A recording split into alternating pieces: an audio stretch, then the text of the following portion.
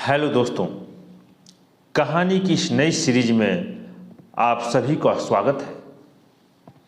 आज की इस कहानी का नाम है आधी उम्र के भांजे पर डाले डोरे। यह एक क्राइम की कहानी है मेरे दोस्तों। अगर आपको भी क्राइम की कहानी सुनने में अच्छा लगता हो और उसका शौक हो तो इस चैनल को जरूर सब्सक्राइब करें मेरे दोस्तों। सब्सक्राइब करेंगे और लाइक करेंगे तो मेरा हौसला बना रहेगा और मैं आपके सामने एक नई कहानी के साथ आऊंगा मेरे दोस्तों। ये कहानी का शीर्षक है आधी उम्र के भांजे पर डाले डोरे। चलिए मैं कहानी को आगे सुनाता हूं। अंजलि कह रही है, बात तो मैं हमेशा पते की करती हूँ और आज पते की बात यह है कि बर्थडे में बहुत मजा आया।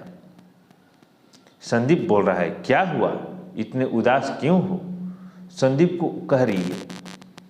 तो संदीप बोल रहा है कि मेरा जो एक्स बिजनेस पार्टनर है ना अंकुर, उसका कॉल आया था। कहाँ से लाऊं उसे 25 लाख रुपए देने के लिए, कुछ समझ में नहीं आ रहा है। और मयंक ने भी लोन भी रिजेक्ट कर दिया।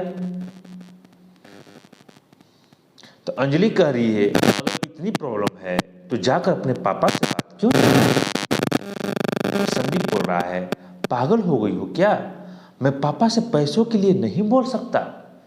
अंजलि कह रही है, ठीक है तुम बात नहीं कर सकते ना तो कोई बात नहीं, मैं जाके बात करूंगी तुम्हारे पापा से। संदीप बोल रहा है, तुम कहीं नहीं जाओगी, बड़ी मुश्किल से तो उन्होंने मुझे माफ किया है यार। अंजलि कह रही है, छोड़ो मेरा हाथ संदीप, मैं अभी के अभी जाऊंगी और तुम्हारे पापा से बात करूंगी। तभी संदीप अंजलि पर हाथ उठा देता है। संदीप गुस्से में, पापा को कुछ नहीं बोलोगी समझी? गुस्से में अंजलि भी संदीप को एक जोरदार थप्पड़ मारती है मेरे दोस्तों। संदीप, तुमने मुझे थप्पड़ क्यों मारा? ये तो प्लान में नहीं था, यानी प्लान में नहीं था, वो प्लान बनाया था, ये तो प्लान में नहीं था। अंजलि कह रही है, प्लान में तो ये भी नहीं था कि तुम मुझे इतनी जोर से थप्पड़ मारोगे, और वैसे भी तुम्हारे पापा जा चुके हैं, मैं उन्हें जाते हुए देख लिया था। देखिए मेरे दोस्तों, पापा को दिखाकर वो लोग बात कर रहे हैं। संदीप नजदीक जाते हुए, थप्पड़ का कंपेंसेशन तो देना ही पड़ेगा ना। अंजलि, वैसे हमारा प्लान सक्सेसफुल हो गया। संदीप कह रहा है, तुम्हारा अंकुर को पैसा देने का आइडिया कमाल का था। अंजलि, वैसे कमाल की तो मैं हूं संदीप जी, तुम्हारा कमाल एक सेकेंड। संदीप, तुम्हारे पापा बंटी पे ऐसे ही पैसे खर्च करते रहे तो फिर तो प्रॉपर्टी आधी हो जाएगी। संदीप, हाँ तुम सही कह रही हो, हमें उसके खर्चे को कंट्रोल करना ही पड़ेगा, और मेरे बुद्धू बाप ने अपनी सारी प्रॉपर्टी उस बंटी के नाम की हुई है, उसका भी कुछ इंतजाम करना ही पड़ेगा। अंजलि कह रही है, एक काम करें, माँ को काम पर लगाएं। अगली सुबह अंजलि की माँ क्या बोलती है, भाई साहब चाय लीजिए गर्मा गर्म। संदीप के पिता बोलते हैं, हाँ। अंजलि की माँ बोलती है, चलो मैं भी थोड़ा अखबार पढ़ लेती हूँ, आजकल अखबारों में भी कैसी कैसी खबरें छपने लगी है। अब ये सुनिए, एक लड़के ने अपने ही पॉकेट मनी से शराब और ड्रग्स खरीद लिए और नशे में अपने आप को पूरा बर्बाद कर दिया। एक और सुनाती हूँ, एक लड़का गलत संगत में पड़ गया और अपने ही घर से पैसे लेकर जुआ खेलने लगा। राम जाने क्या होगा आजकल के लड़कों का। लेकिन भाई साहब ये तो अच्छा है कि अपनी बंटी ऐसा नहीं है।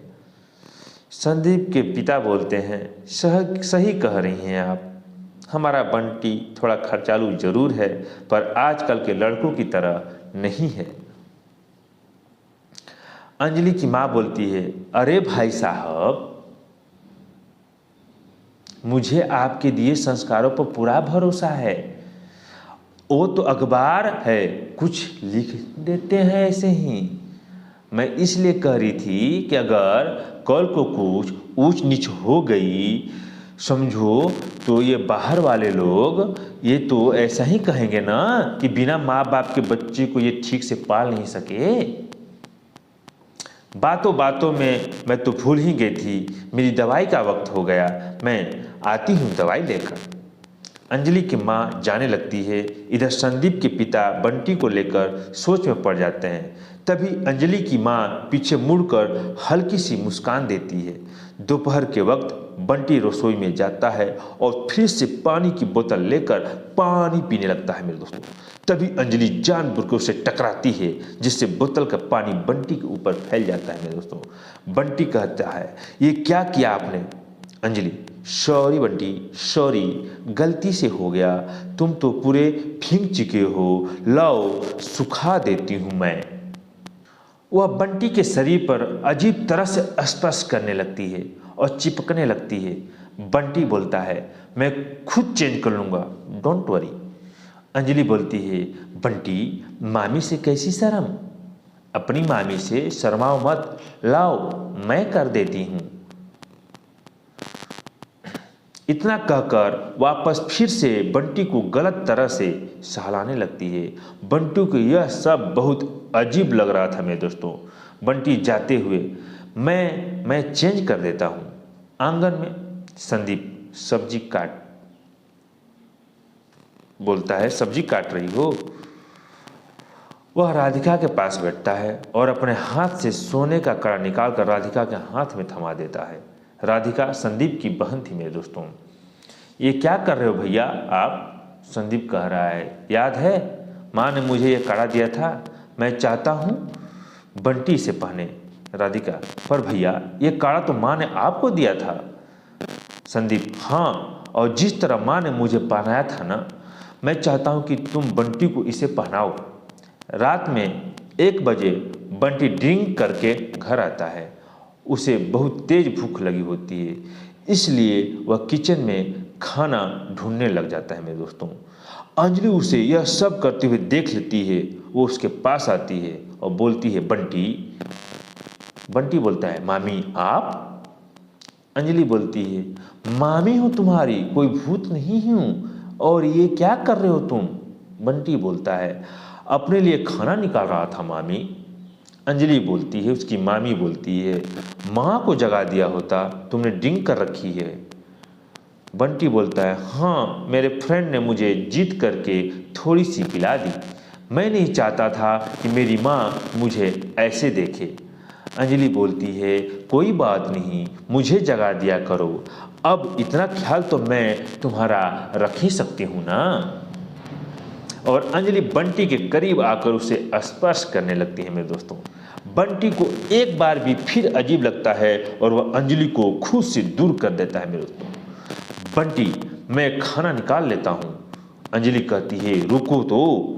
इतना कहते ही अंजलि बंटी को लेकर बिस्तर पर गिरती है। अंजलि नीचे और बंटी ऊपर हो जाता है मेरे दोस्तों।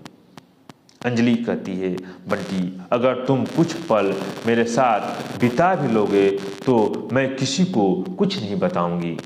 बंटी बोलता है, ये क्या बकवास कर रही हैं आप? बंटी के मुंह से ऐसे शब्द सुनकर अंजलि गुस्से में आ जाती है और बंटी को जबरदस्ती अपने ऊपर पकड़ कर रखती है। जबरदस्ती अपने ऊपर पकड़ कर रखती है मेरे दोस्तों। अंजलि शोर करते हुए, दीदी, दादी, दीदी प्लीज बचाओ मुझे, संदीप प्लीज बचाओ। परिवार के सभी लोग भागकर आते हैं। बंटी की माँ उसे गुस्से में अंजलि के ऊपर से ढकेलती है। राधिका बोलती है, ये क्या कर रहा था तू, ये क्या कर रहा था? अंजलि दिखावा करते हुए, दीदी बंटी मेरे साथ जबरदस्ती करने की कोशिश कर रहा था और उसने शराब पी हुई थी। राधिका बोलती है, यानी बंटी की बहन, आज मुझे तुझे अपना बेटा नहीं, उसकी माँ है, बोलती है, बेटा कहते हुए शर्म आ रही है। बंटी बोलता है, लेकिन माँ मैंने सच में कुछ नहीं किया, माँ मेरी बात तो सुनो। राधिका बोलती है, उसकी माँ बोलती है, तेरी इस नीच हरकत की वजह से मैं अब इस परिवार का अपना मुंह कैसे दिखाऊंगी। संदीप गुस्से से, उसके मामा, तुम अंदर चलो, बंटी से मैं बाद में बात करता हूँ, चलो आओ।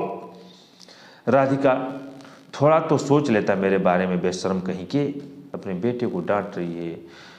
बंटी बोलता है, माँ मेरी गलती बस इतनी है कि मैं ड्रिंक करके आया, लेकिन मैं कितना भी नशे में क्यों न रहूं, किसी के साथ ऐसी हरकत नहीं कर सकता।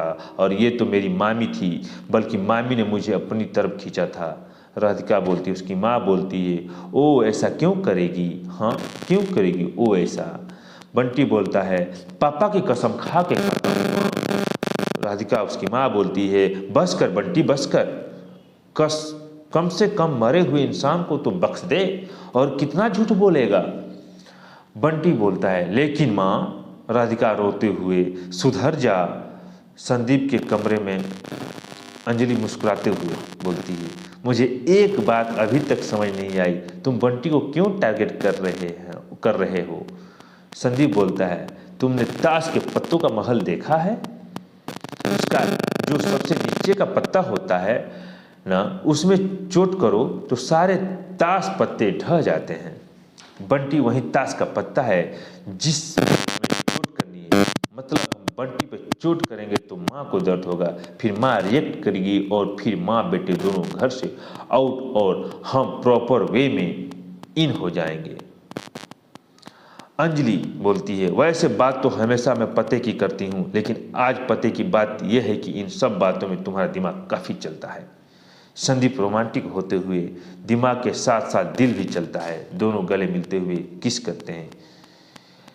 दोस्तों ये है कहानी।